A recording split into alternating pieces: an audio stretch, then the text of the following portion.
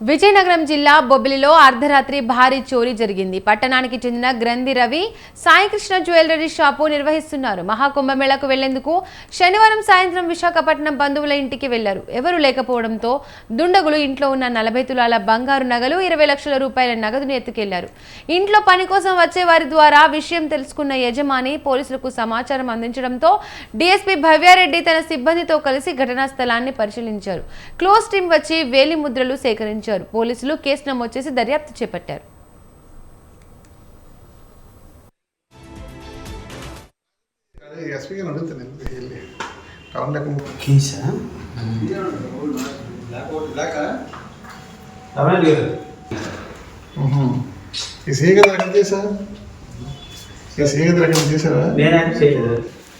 ఇది అందరూ పెద్దలు ఏదులు అందరూ వచ్చారంటే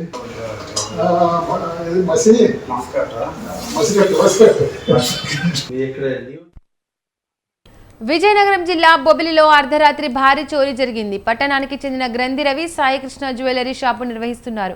కుంభ మహామేళకు వెళ్లేందుకు శనివారం సాయంత్రం విశాఖపట్నం బంధువుల ఇంటికి వెళ్లారు.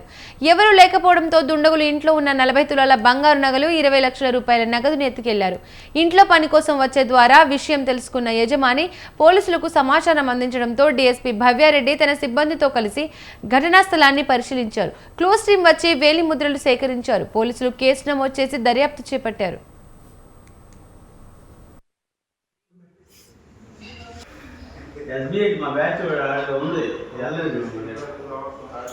గౌరీ దగ్గర బైక్ కాలం ఉంటుంది, బైక్ కాలం కావాలి రవి. ఆ సెల్ ఫోన్ ఒకసారి బైక్ కాలం అని చెప్పి ఎక్కడ లోపలికి వచ్చినాం అసలు.